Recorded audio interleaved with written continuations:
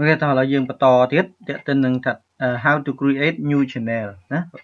channel ស្អីគេបាទថាយើងមាន account មួយយើងអាចបង្កើត channel បានច្រើន channel ហ្នឹងដូចជា category របស់វាអញ្ចឹងបាទថា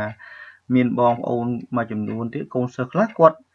មាន account YouTube មួយគាត់បង្កើត channel 2 3ទៅដូចថាដោយសារអីដោយសារទី1គាត់មានទាំងវីដេអូទេសចរផងគាត់មាននឹងវីដេអូព័ត៌មានផងហើយគាត់អត់ចង់ដាក់ព័ត៌មានទេសចរនឹងមួយគ្នាអញ្ចឹងបានគាត់បង្កើត channel តែហ្មងទៅបង្កើត channel 2បាទថា channel 2ហើយវីដេអូchannel មួយសម្រាប់ទេសចរវីដេអូមួយសម្រាប់ព័ត៌មានណាហើយអញ្ចឹងគាត់បង្កើត2 category ណាអូខេអញ្ចឹងបើសិនជា channel ហើយចុះបើសិនជាយើងគិតចេះបើសិនជាមានតែមួយ account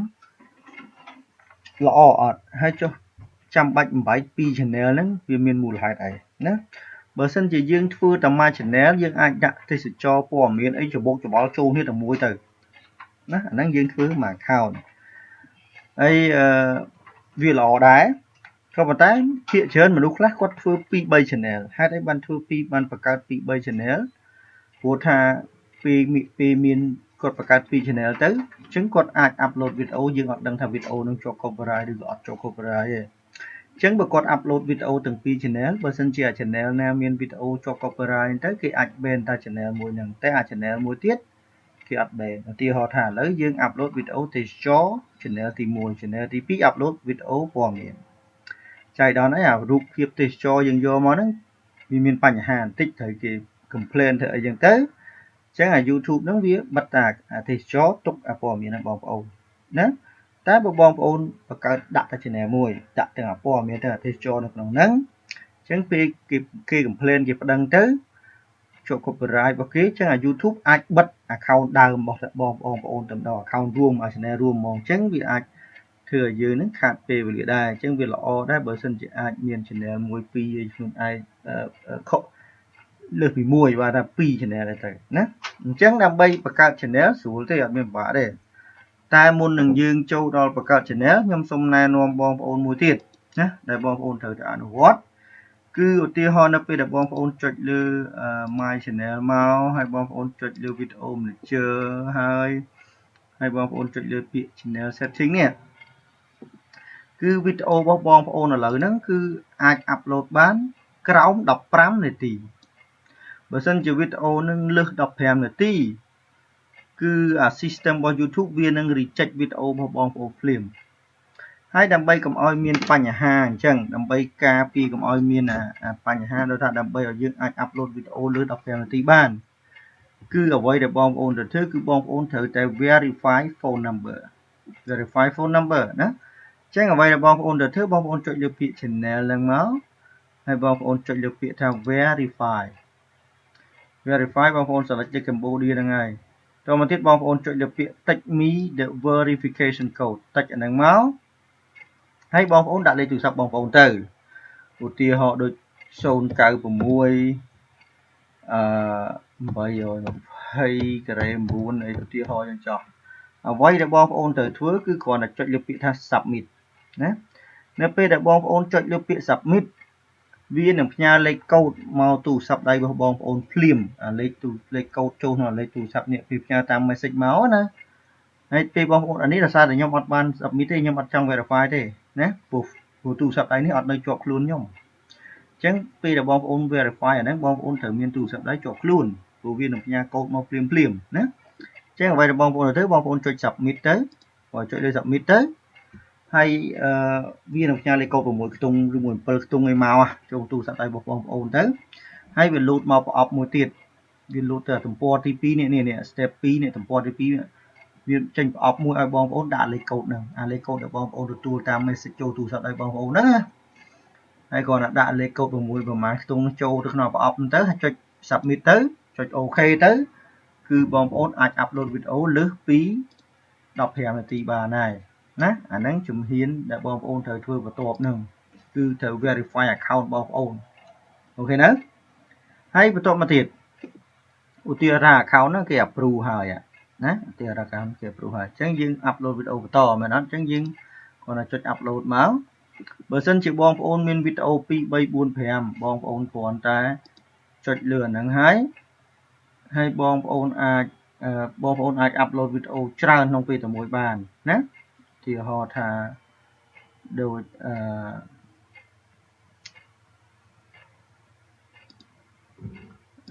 វីដេអូយើងមានអញ្ចឹងយើងអ្វីបងប្អូនទៅគឺចុចលើនឹងមួយមកហើយបងប្អូនចុចលើអា key នេះ key លើ keyboard ហ្នឹង control ហ្នឹងចុចលើ control ទៅហើយ select យកមកហ៎ហើយបងប្អូនចុច open ទៅអញ្ចឹងវានឹង upload វីដេអូទាំងអស់នៅក្នុងពេលតែមួយអញ្ចឹងឥឡូវបងប្អូនខ្ញុំទៅធ្វើខ្ញុំ upload តែមួយទេខ្ញុំ upload តែមួយណាអូខេនេះខ្ញុំ upload បទមួយដាក់ថា10ឆ្នាំចាំស្នេហ៍អញ្ចឹងណាបទបោះលោកអ៊ំស៊ិនស៊ីសមុទ្រខ្ញុំដាក់10ឆ្នាំចាំស្នេហ៍អញ្ចឹងទៅហើយខ្ញុំអាចដាក់ស៊ិនស៊ីសមុទ្រ collection អញ្ចឹងឬមួយសងអញ្ចឹងទៅឧទាហរណ៍ខ្ញុំចោះណាហើយនេះ description មកវិញ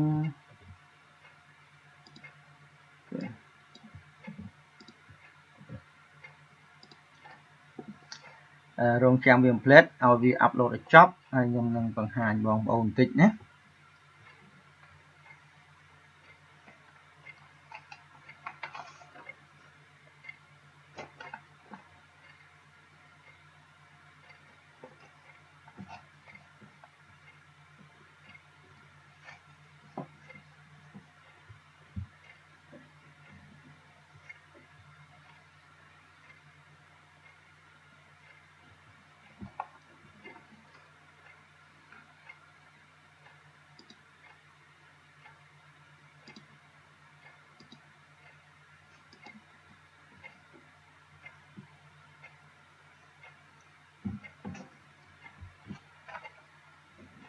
ហើយអ្វីដែលបងប្អូនធ្វើអាចចុចនេះចោលបានហើយចុច publish វាហើយចោលបានហើយអញ្ចឹងពេលវា upload ចប់វា publish វីដេអូហ្នឹង automatic តែម្ដងណា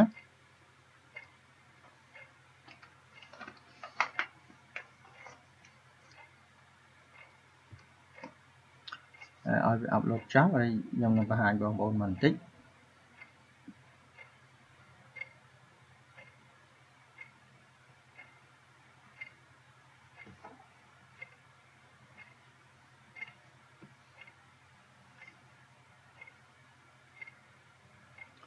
អូខេឥឡូវបទហ្នឹងចប់ហើយ publish ហើយវីដេអូហ្នឹង online ហើយអញ្ចឹងអ្វីដែលយើងត្រូវធ្វើគឺបន្ទាប់ពីវា online ហើយយើងនឹងចុចលើនេះមកយើងចុចទៅក្នុង my channel ហើយយើងចុចលើ video manager មកយើងនឹងឃើញបទហ្នឹងឃើញទេនេះតែបងប្អូនមានឃើញកន្លែងសញ្ញាដុល្លារនេះអត់នេះមកមើលឡើងដុល្លារទេបាទថាដុល្លារពណ៌បៃតងនេះពាក្យថា monetize គេមើលលូតពាណិជ្ជកម្មតែដុល្លារខ្មៅនេះរាល់ពេលដែលបងប្អូន upload វីដេអូក្រោយៗទៅនេះគឺបងប្អូនត្រូវចូលមក enable monetize manual ណាបាទថា upload បទត្រូវ monetize មួយបទណាអ្នកខ្លះក៏ខ្ជិលគាត់ថាគាត់ upload 4 10វីដេអូហើយគាត់ tick លើនឹងហ្មងហើយគាត់ចុច action ហើយគាត់ចុច monetize យកតែម្ដងអញ្ចឹងចុចលើនឹងទៅវានឹង monetize ទាំងអស់គ្រប់វីដេអូ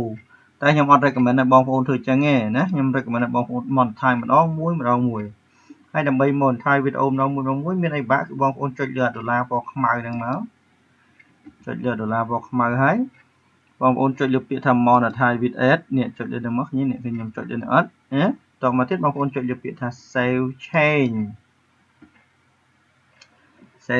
ហើយឲ្យវាមកទូហើយ10សេកុងយើងចុចលើ back នោះមកវិញមកចុចលើញ៉ាំព្រួយ back វិញមកអញ្ចឹងនេះវីដេអូយើងវា under review បានថានេះបើចេញសញ្ញាសួរនេះកុំបារម្ភអត់អីទេអាហ្នឹងមកទូទៀតទៅវានឹងលូតដុល្លារចេះហើយណាកុំឲ្យតែចេញសញ្ញាឧទានសញ្ញាឧទានបែកចេះអាហ្នឹងបងប្អូនត្រូវលុបចោលហើយណាហើយយើងនឹងនិយាយលម្អិតនៅ YouTube Partner Advance 1របស់យើងស្អីទៅឧទានហ្នឹងហើយធ្វើម៉េចដើម្បីការពារឲ្យឧទានឥឡូវខ្ញុំ refresh ទៅមើលខ្ញុំមើលវាចេញសញ្ញាដុល្លារអត់ឃើញទេឃើញវាចេញដុល្លារអត់នេះឥឡូវនេះបាត់ហ្នឹងវាចេញដុល្លារឥឡូវហ្នឹងណាចឹងបងប្អូនទៅចុចលើនឹងមួយដើម្បី monetize ណាទៅចុចលើមួយដើម្បី monetize អូខេឥឡូវយើងបង្កើត channel ថ្មីឧទាហរណ៍ថាឥឡូវខ្ញុំមានឥឡូវខ្ញុំលុបបទនេះវិញសិនព្រោះខ្ញុំនឹង upload បទនេះទៅក្នុង channel ថ្មីនឹងតែម្ដងព្រោះអត់មានបទឲ្យផងចាចឹងខ្ញុំនឹងបង្កើត channel ថ្មីនៅក្នុង account តែមួយហ្នឹង Buồn là ní ở tiêu hòn là ní nhóm upload từ trò một tiết nhóm upload chùm riêng này từ thì họ những chắc nên là mấy bậc cao trên này thì ý bong ôn trật đưa là món này trật đưa rụt nữa bong ôn trật đưa rụt nữa bong ôn trật đưa bị nè YouTube setting con nè nó trật đưa con lần máu đấy cái lại những việc đã nè create a new channel khơi là nè chính trật đưa đăng máu hay name do channel nó bong phone anh đã bữa thằng bữa sân chỉ bong phone đã chấm tiếng anh bong phone đã Cambodia song đấy bong phoneประกาศtên phò miến bong phone đã Cambodia new thứ bong phone vô phò miến từ Facebook bong phone đã Facebook Cambodia Facebook new dân thế ở ti ho dân chó nó new với tam chất bong phone từ hãy chọn được ai agree nhưng mà chọn done nè ok select category and complete add entertainment amount hãy chọn done បន្ទាប់ពី done ហើយគឺជាការធម្មតាទេវាឲ្យបងប្អូនហ្នឹង verify phone number សិនដើម្បីអាចបង្កើត channel នឹងបានណាហើយបើសិនជា phone number មួយគឺអាច verify បានតែ2 channel ទេអញ្ចឹងបើ channel នឹងចាប់ពី3ទៅគឺចប់ហើយអត់អាចប្រើលេខដដែលបានទេត្រូវប្រើលេខផ្សេងទៀតហើយណាត្រូវប្រើលេខផ្សេងទៀតឥឡូវនេះវាស្ទះកន្លែងនឹងមួយស្ទះត្រង់ថាមិនដឹងជាមានលេខអីដើម្បី verify ទៀតឥឡូវហ្នឹងចា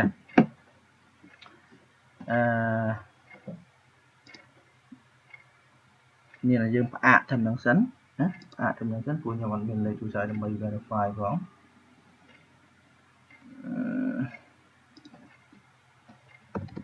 ទៅ YouTube នេះអូខេអញ្ចឹងវីដេអូក្រោយខ្ញុំនឹងបង្ហាញយើងបង្កើត channel ក៏ប៉ុន្តែដោយសារតែខ្ញុំអត់ទាន់បាន verify លេខទូរស័ព្ទអញ្ចឹងបានវាអត់ឃើញណាអញ្ចឹងបានវាអត់ឃើញអ្វីដែលយើងនឹងធ្វើបន្តទៀតអញ្ចឹងអត់អីទេចាំវីដេអូក្រោយណា